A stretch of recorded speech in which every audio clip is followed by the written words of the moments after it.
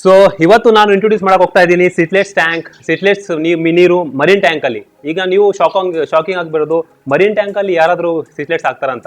Actually ಇದು marine tank ಅಲ್ಲ, marine ಮೊದಲು ಟ್ಯಾಂಕ್ ಇತ್ತು, ಅದನ್ನು ನಾನು ಕನ್ವರ್ಟ್ ಮಾಡಿ ಸಿಟ್ಲೆಟ್ ಟ್ಯಾಂಕ್ ಮಾಡ್ತಾ ಇದ್ದೀನಿ. ಮರೀನ್ ಬಾಟಲ್ ತೆಗ್ಬಿಟ್ಟಿದ್ದೀನಿ, ಯಾಕಂದ್ರೆ ಮೇಂಟೆನೆನ್ಸ್ ಸ್ವಲ್ಪ ಕಾಸ್ಟ್ಲಿ ಇತ್ತು, ಟೈಮ್ ಕೊಡೋಕ್ಕಾಗ್ತಾ ಇಲ್ಲ. ಅದಕ್ಕೆ ಮರೀನ್ಗೆ ಮೇಂಟೆನೆನ್ಸ್ ಜಾಸ್ತಿ ಇದೆ, ಮತ್ತೆ ಅದಕ್ಕೆ ಟೈಮ್ ಕೊಡಬೇಕು. ನಾನು 15 ದಿನ ಮನೇಲಿ ಇರ್ತೀನಿ, 15 ದಿನ ಆಚೆಗಡೆ ಇರ್ತೀನಿ, ವಿಡಿಯೋ ಶೂಟ್ ಮಾಡೋಕ್ಕೋಸ್ಕರ ಹೋಗ್ತಾ ಇರ್ತೀನಿ. ಸೊ ಅದಕ್ಕೋಸ್ಕರ ಟೈಮ್ ಕೊಡೋಕೆ ಸಿಗ್ತಾ ಇರಲಿಲ್ಲ. ಸೊ ನಮ್ಮ ಹತ್ರ ಟ್ಯಾಂಕ್ 15 to 20 ಟ್ಯಾಂಕ್ಸ್ ಇದೆ.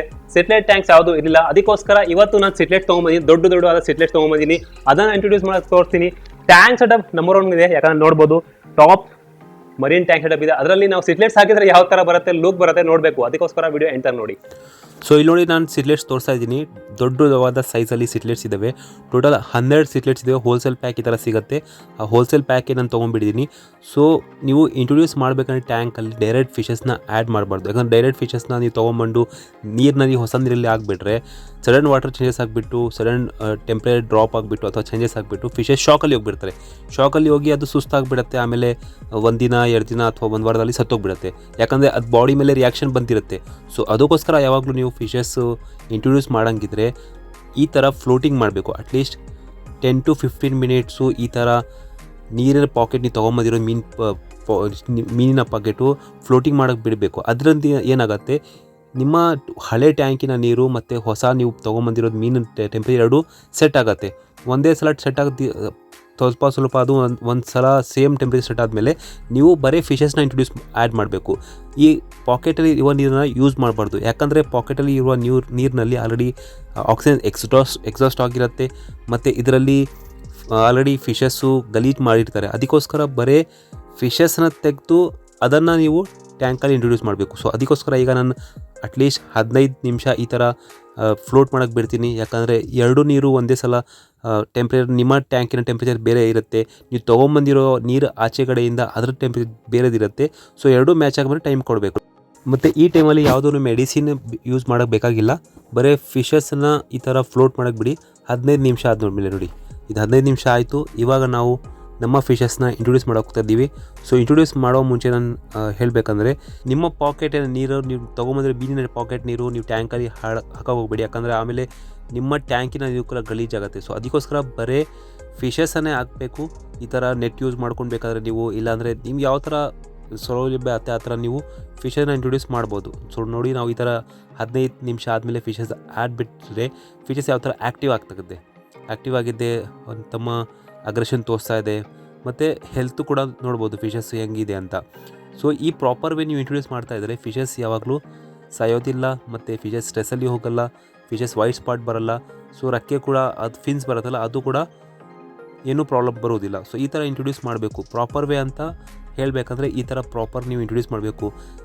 ತೊಗೊಂಡು ಬಂದ ತಕ್ಷಣವೇ ಅಂಗಡಿಯಿಂದ ವಿತಿನ್ ಸೆಕೆಂಡ್ಸ್ ನೀವು ಡೈರೆಕ್ಟಾಗಿ ನೀರು ಜೊತೆ ಆಗಿಬಿಡ್ತಾರೆ ಟ್ಯಾಂಕಲ್ಲಿ. ಆವಾಗ ನಿಮ್ಮ ಟ್ಯಾಂಕಿನ ನೀರು ಕೂಡ ಗಲೀಜಾಗುತ್ತೆ, ಆಮೇಲೆ ಫಿಶಸ್ಸು ಕೂಡ ಸ್ಟ್ರೆಸ್ಲಿ ಬರುತ್ತೆ. ಸೊ ಅದಕ್ಕೋಸ್ಕರ ನೀವು ಬರೀ ಫಿಶನ್ನು ಈ ಥರ ಇಂಟ್ರೊಡ್ಯೂಸ್ ಮಾಡಬೇಕು.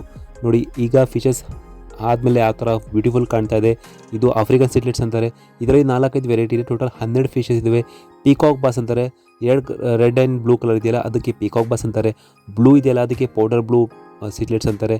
ಆರೆಂಜ್ ಇದೆಯಲ್ಲ ಅದು ಆರೆಂಜ್ ರೆಡ್ ಸಿಟ್ಲೆಟ್ಸು ಕೂಡ ಹೇಳ್ಬೋದು. ಯಾಕಂದರೆ ಬರ್ತಾ ರೆಡ್ ಕಲರ್ ಬರುತ್ತೆ. ಮತ್ತು ಯೆಲ್ಲೋ ಇದೆಯಲ್ಲ ಅದಕ್ಕೆ ಯೆಲ್ಲೋ ಲ್ಯಾವ್ ಅಂತಾರೆ. ಇದು ಸ್ಟಾರ್ಟಿಂಗ್ ಕಲರು.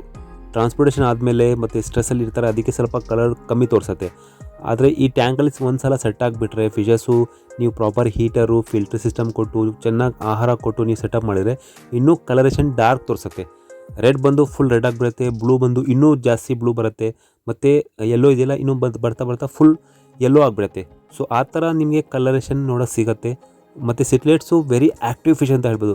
ಎಲ್ಲಕ್ಕಿಂತ ಜಾಸ್ತಿ ಆ್ಯಕ್ಟಿವ್ ಫಿಶಸ್ಸು, ಅಗ್ರೆಸಿವ್ ಫಿಶಸ್ಸು ಮತ್ತು ಆ್ಯಕ್ಟಿವ್ ಫಿಶಸ್ಸು. ಒಂದು ಟ್ಯಾಂಕಲ್ಲಿ ನೀವು ಬಿಟ್ಬಿಟ್ರೆ ಟ್ಯಾಂಕಿನ ಎಲ್ಲ ಕಾರ್ನರ್ಸಲ್ಲೂ ಈಜಾಡತ್ತೆ, ಆ್ಯಕ್ಟಿವ್ ಆಗಿರುತ್ತೆ. ನೀವು ನೋಡ್ತಾ ಇದ್ರೂ ನಿಮಗೆ ಖುಷಿ ಆಗುತ್ತೆ. ಕೆಲವೊಮ್ಮೆ ಫಿಶಸ್ ಏನು ಮಾಡ್ತಾರೆ, ಕೆಲವು ಫಿಶ್ ಇರುತ್ತೆ, ಶಾರ್ಕ್ ಇರ್ಬೋದು, ಜಾಸ್ತಿ ಆ್ಯಕ್ಟಿವ್ ಆಗಿರುತ್ತೆ. ಕೆಲವು ಫಿಶಸ್ಸು ಇನ್ಆ್ಯಕ್ಟಿವ್ ಇರುತ್ತೆ, ಒಂದೇ ಕಡೆ ಕೂತ್ಕೊಳ್ತಾ ಇರುತ್ತೆ, ಅಷ್ಟು ಆ್ಯಕ್ಟಿವ್ನೆಸ್ ತೋರಿಸಲ್ಲ. ಸೊ ಆದರೆ ಸಿಟ್ಲೆಟ್ಸ್ ಅಂದರೆ ಭಾಳಷ್ಟು ಆ್ಯಕ್ಟಿವ್ ಆ್ಯಂಡ್ ಪೀಸ್ಫುಲ್ ಅಂತ ಹೇಳೋಕ್ಕಾಗಲ್ಲ. ಯಾಕಂದರೆ ಕಾಫಿ ಜಾಸ್ತಿ ಅಗ್ರೆಸಿವ್ ಮತ್ತು ಫೈಟಿಂಗ್ ಫಿಶಸ್ಸು, ಆದರೆ ಕಲರ್ಫುಲ್ ಮತ್ತು ಆ್ಯಕ್ಟಿವ್ ಫಿಶ್ ಅಂತ ಹೇಳ್ಬೋದು. ಸೊ ಆಲ್ರೆಡಿ ಸೆಟಪ್ ಆಯಿತು, ನೋಡಿರ್ಬೋದು ನೀವು. 12 ಫಿಶಸ್ ಹಾಕಿದ್ದೀನಿ, ಅದು ಕೂಡ ಕಮ್ಮಿ ಕಾಣ್ತಾ ಇದೆ. ನನ್ನ ಪ್ರಕಾರ ಒಂದು 20-30 ಆಗಬೇಕಾದ್ರು. ಆದರೆ ನಾನು ಜಾಸ್ತಿ ಓವರ್ಕ್ರೌಡ್ ಮಾಡಲ್ಲ, ಯಾಕಂದರೆ ನನ್ನ ಥಿಂಕಿಂಗ್ ಏನಂದರೆ ಜಾಸ್ತಿ ಓವರ್ಕ್ರೌಡ್ ಮಾಡಿಬಿಟ್ಟು ಸುಂದರವಾಗಿ ಕಾಣುತ್ತೆ, ಫಿಶಸ್ ಜಾಸ್ತಿ ಕಾಣ್ತಾ ಇರುತ್ತೆ. ಆದರೆ ಒಂದಕ್ಕೊಂದು ಕೊಂದಾಗುತ್ತೆ, ಒಂದಕ್ಕೊಂದು ಜಗಳ ಆಡ್ತಾ ಇರುತ್ತೆ. ಯಾಕಂದರೆ ಮೊದಲೇ ಟೆರಿಟರಿಯಲ್ ಫಿಶಸ್ಸು, ಆಮೇಲೆ ಜಗಕ್ಕೋಸ್ಕರ ಸ್ಥಳಕ್ಕೋಸ್ಕರ ಜಗಳ ಆಡ್ತಾರೆ, ಫುಡ್ಗೋಸ್ಕರ ಜಗಳ ಆಡ್ತಾರೆ. ಈ ಥರ ಎಲ್ಲ ಪ್ರಾಬ್ಲಮ್ ಬಂದೇ ಬರುತ್ತೆ. ಅದಕ್ಕೋಸ್ಕರ ಕಮ್ಮಿ ಫಿಶಸ್ ಇರಬೇಕು, ಹೆಲ್ತಿ ಇರಬೇಕು. ಅದಕ್ಕೋಸ್ಕರ ನನ್ನ ಇಂಟೆನ್ಷನ್ ಅಂದರೆ ನಾನು 12 ತರಿಸಿದ್ದೀನಿ, 20 ಕೂಡ ತರಿಸ್ಬೋದಾಗಿತ್ತು. ಆದರೆ ಜಾಸ್ತಿ ಓವರ್ಕ್ರೌಡ್ ಮಾಡಬಾರ್ದು ಯಾವಾಗಲೂ. ಅದಕ್ಕಿಂತ ಏನಾಗುತ್ತೆ, ಫಿಶಸ್ಸು ಕ್ಲೌಡಿ, ನೀರು ಕ್ಲೌಡಿ ಆಗುತ್ತೆ, ಫಿಶಸ್ ಜಗಳ ಜಾಸ್ತಿ ಆಗುತ್ತೆ. ಅದಕ್ಕೋಸ್ಕರ ಸಿಂಪಲ್ ಆಗಿ ಮಾಡಿದ್ದೀನಿ. ಸೊ ಈಗ ನೀವು ಹೇಳಿ ಮರೀನ್ ಸೆಟಪಲ್ಲಿ ಯಾವ ಥರ ಕಾಣ್ತದೆ? ನನ್ನ ಪ್ರಕಾರ ಭಾಳ ಸುಂದರವಾಗಿ ಕಾಣ್ತಾ ಇದೆ. ಯಾಕಂದರೆ ಇದು marine tank setup 2 feet by 2 feet tank ನಾವು ಮಾಡಿದ್ದು 28,000-30,000 ತನಕ ಬರೀ ಟ್ಯಾಂಕ್ ಸೆಟಪ್ ಬಂದಿದ್ದು. ಬರೀ ಗ್ಲಾಸ್ ಟ್ಯಾಂಕು, ಈ ವುಡನ್ ಟೇಬಲ್ 4,000 ನಾನು ಮಾಡಿಸಿದ್ದು. ಮತ್ತು ಫಿಲ್ಟರ್ ಸಿಸ್ಟಮ್ ಇದೆಯಲ್ಲ, ಇದು 20 inches by 20 inches by 20 inches tank ಮಾಡಿಸಿದ್ದು. ಸೊ ಬರೀ ಟ್ಯಾಂಕ್ ಸೆಟಪ್ ಅಷ್ಟೇ ಬರ್ದಿದ್ದು. ನಾರ್ಮಲ್ ಟ್ಯಾಂಕು ಕೂಡ ಇರ್ತಾರೆ ಭಾಳ ಜನ, 1.5 ಟ್ಯಾಂಕ್ 2.5 ಟ್ಯಾಂಕಲ್ಲಿ ಇರ್ತಾರೆ.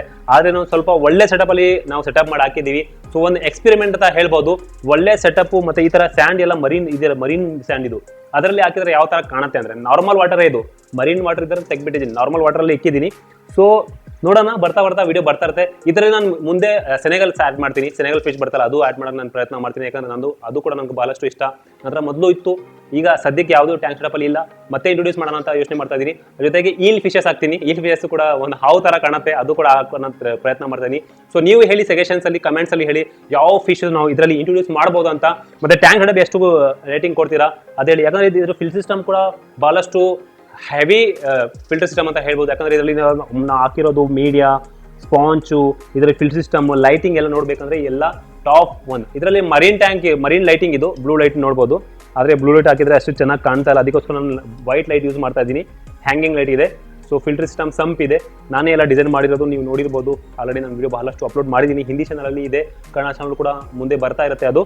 ಸೊ ಸಿಂಪಲ್ ಸೆಟಪ್ಪು, ಸಿಟ್ಲೆಟ್ ಟ್ಯಾಂಕ್ ಸೆಟಪ್. ಸೊ ಯಾವ ಥರ ಕಾಣ್ತಾ ಇದೆ ನೀವೇ ಕಮೆಂಟ್ಸಲ್ಲಿ ಹೇಳಿ, ಎಷ್ಟು ಚೆನ್ನಾಗಿ ಕಾಣ್ತಾ ಇದೆ, ಎಷ್ಟು ರೇಟಿಂಗ್ ಕೊಡ್ತೀರಾ ಅದು ಕೇಳ ಹೇಳಿ. ಯಾಕಂದರೆ ನಾನು ಅದೊಂದು ಕುತೂಹಲ, ಎಷ್ಟು ಜನರು ಇಷ್ಟಪಡ್ತಾರಂತೆ. ಯಾಕಂದರೆ ಸ್ವಲ್ಪ ಡಿಫ್ರೆಂಟ್ ಯೂನಿಕ್ ಪ್ಯಾಟರ್ನ್ ಮಾಡಿರೋದು. ಈಗ ನೀವು ಭಾಳ ಜನ ಹೇಳಿರ್ಬೋದು, ಎಷ್ಟು ಇವನು ಬುದ್ಧಿವಂತ, ಏನು ಅವ್ನಿಗೆ ಬುದ್ಧಿವಂತ ಇಲ್ಲ, ಬೇವಕೂಫು, ಯಾಕಂದರೆ ಇಷ್ಟು ದೊಡ್ಡ ಟ್ಯಾಂಕ್ ಮಾಡಿಬಿಟ್ಟು 20-30 ಸಾವಿರ ಸ್ಪೆಂಡ್ ಮಾಡಿಬಿಟ್ಟು ಸಿಟ್ಲೆಟ್ಸ್ ಹಾಕಿದನಲ್ಲ ಅಂತ.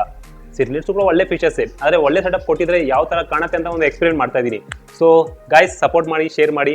ಈ ಥರ ಭಾಳಷ್ಟು ವೀಡಿಯೋ ನಮ್ಮ ಚಾನಲ್ ಬರ್ತಾ ಇರುತ್ತೆ. ಕನ್ನಡ ಹಾಬಿಯಲ್ಲಿ ಭಾಳಷ್ಟು ಕಮ್ಮಿ ಈ ಥರ ಹಾಬಿಯಲ್ಲಿ ವಿಡಿಯೋ ಮಾಡೋರು, ನಾವು ಕೂಡ ಅದರಲ್ಲಿ ಒಂದು. ಸೊ ನೀವು ಸಪೋರ್ಟ್ ಮಾಡ್ತಾ ಇದ್ರೆ ಈ ಥರ ಭಾಳಷ್ಟು ನಮ್ಮ ಕನ್ನಡ ಹಾಬಿನ ನಾವು ಎನ್ಹಾನ್ಸ್ ಮಾಡ್ಬೋದು. ಕನ್ನಡಿಗಲ್ಲಿ ನಾವು ಸ್ವಲ್ಪ ಈ ಅಕ್ವೇರಿಯಂ ಹಾಬಿನ ಎನ್ಹಾನ್ಸ್ ಮಾಡೋಕ್ಕೆ, ಪುಷ್ ಮಾಡೋಕ್ಕೆ ನಾವು ಟ್ರೈ ಮಾಡ್ತಾ ಇದ್ದೀವಿ. ಸೊ ನಿಮ್ಮ ಸಪೋರ್ಟ್ ಬೇಕಾಗುತ್ತೆ. ಸಪೋರ್ಟ್ ಅಂದರೆ ಕಾಸೇನು ಬೇಕಾಗಿಲ್ಲ, ಬರೀ ಲೈಕ್ ಮಾಡಿ, ಶೇರ್ ಮಾಡಿ, ಸಬ್ಸ್ಕ್ರೈಬ್ ಮಾಡಿ. ಸೊ ನಮ್ಮ ವೀಡಿಯೋಸ್ನ ನಮ್ಮ ಫ್ರೆಂಡ್ಸ್ ಸರ್ಕಲಲ್ಲೇ ಶೇರ್ ಮಾಡ್ತಾರೆ. ಈ ಥರ ಭಾಳಷ್ಟು ವೀಡಿಯೋ ಬರ್ತಾ ಇರುತ್ತೆ. ನೀವು ಎಷ್ಟು ಜಾಸ್ತಿ ನಮಗೆ ಸಪೋರ್ಟ್ ಮಾಡ್ತೀರಾ ಅಷ್ಟು ನಾವು ಜಾಸ್ತಿ ಟ್ಯಾಂಕ್ಸು, ಸೆಟಪ್ಸು, ವೀಡಿಯೋ ತೊಗೊಂಡು ಬರ್ತಾ ಇರ್ತೀವಿ ಕನ್ನಡ ಚಾನಲಲ್ಲಿ. ಸೊ ಲೈಕ್ ಮಾಡಿ, ಶೇರ್ ಮಾಡಿ. Thank you for watching.